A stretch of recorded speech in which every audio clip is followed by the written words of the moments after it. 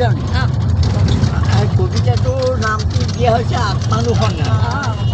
এতিয়া মই আবৃত্তি কৰিবলৈ বিচাৰোঁ, কিমান দূৰ সফল হ'ম মই নাজানো, তথাপিও মই কৰি যাওঁ, কৰি যোৱা কামবিলাক কৰি যাব লাগে। কবিতাটোৰ নাম আত্মানুসন্ধান। জীয়াই থকাৰ অফুৰন্ত হেঁপাহ বুকুত বান্ধি ৰাখিলেও নিষ্ঠুৰ কালে নিমিষতে লৈ যাব। ধৰি ৰাখিব পাৰিবা জানো নিজ হাতে গঢ়া বিশাল সম্পত্তি তোমাৰ? অতি লোভত অতি সঞ্চয় কৰা পৰিত্যাগ, খৰচ কৰিবলগীয়া উপভোগ কৰিবলগীয়া খিনি নিতান্তই কৰি যাবা। ভগৱানত বলিয়ান নহয়, প্ৰয়োজনাধিক মাতে যাবা। সৎকৰ্মত দান কৰি অন্তৰত পৰম শান্তি লভিব যায়। আপুনি লিখা কবিতা যদি হয় পুত্ৰ কুপুত্ৰ অপাৱন্য অপদাৰ্থ পৰমুখা পাখি, নিঃচুকে বাট চাব তোমাৰ জীৱনকাল অৱধাৰিত অন্তিম দিনলৈ। তাৰ পাছত তোমাৰ বিশাল সম্পত্তি নিঃশেষ কৰি দিব, সাক্ষী লৈ ৰ'ব কেৱল আজিৰ উত্তৰ। আনৰ ধন সম্পত্তি পদমৰ্যাদাৰ লগত নীৰৱ নেৰি যাবা। কেৱল ভাবিবা এখন সুখৰ সংসাৰৰ, য'ত থাকে স্বাস্থ্য উপভোগ আৰু জীৱনৰ গুণগত মান আৰু দীৰ্ঘায়ী নীৰৱ প্ৰতিশ্ৰুতি। বহুত ধুনীয়া অনুভৱ, বাস্তৱৰ ওপৰত বহুত ধুনীয়া অনুভৱ, সুন্দৰ হৈছে, বহুত ধুনীয়া লাগিলে আপোনাৰ কবিতাটো। হেৰি মাজৰখিনি থাকিব, মাজৰখিনি লাষ্টটো সৈতে কৰি দিলোঁ আৰু। হ'ব, ইমান ধুনীয়াকৈ আপুনি 84 বছৰ বয়সত ইমান নিজৰ এটা সুন্দৰ কবিতা আবৃত্তি কৰিলে, খুব সুন্দৰ। আগতে লিখা কবিতাটো পাহৰিলোঁ, তথাপিও 2-4টা লাইন গায়িকা শুনিছোঁ। কবিতাটোৰ নামেই কবিতা, কবিতা নাম কবিতা। আপোনাৰ কবিতা, কবিতাটোৰ নাম কবিতা। কবিতা তুমি মোৰ মৰমৰ চেনেহৰ হৃদয় পুতৰি, তুমি মোৰ, তোমাৰ বিহনে নিসংগে থাকিম মই, কেতিয়াও নহ'ব কদাপি, তাক মই পৰিহাৰ কেতিয়াও কোনোজনমতে নোৱাৰোঁ কৰা।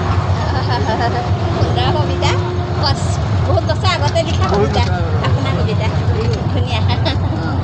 আৰু মানুহে জীৱনত কেনেকৈ থাকিব লাগে সেইটো এটা কবিতা গায়, বহুত বছৰ আগতে লিখা।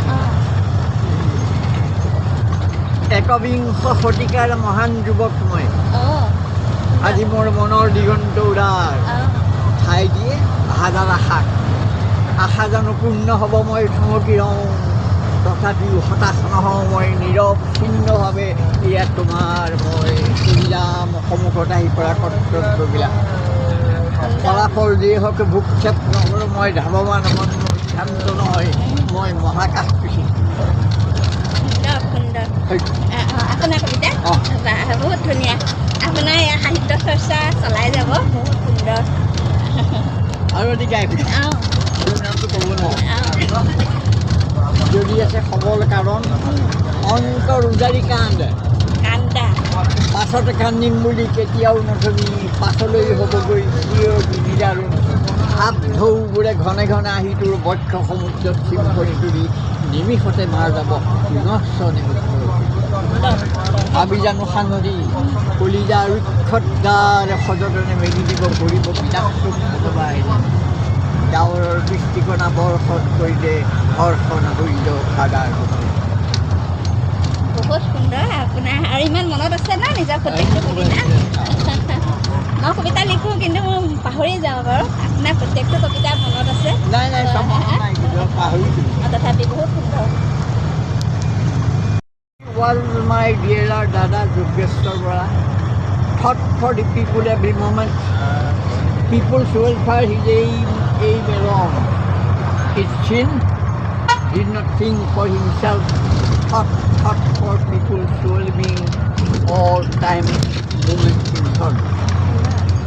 The great message of the Gita, he was extreme follower, extreme sorrow could he conquer, not overwhelmed in happiness, had in him a depth of knowledge. Collecting and reading of books was his hobby.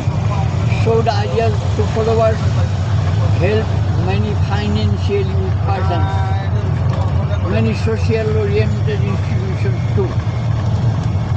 Their gratefulness ever remain in the mind. He was against procrastination. Aim what to do the moment in thought. His sharp memory must priority. Was trained while in treatment in ICU in Myanmar, and that 2 days before breathing his last, referred to a poem of mine. I like the poem on Shiva Prasad Barua. Dada, people will remember you, remember for times immemorial. Now I bow down to you. কবিতাটোৰ নাম driver.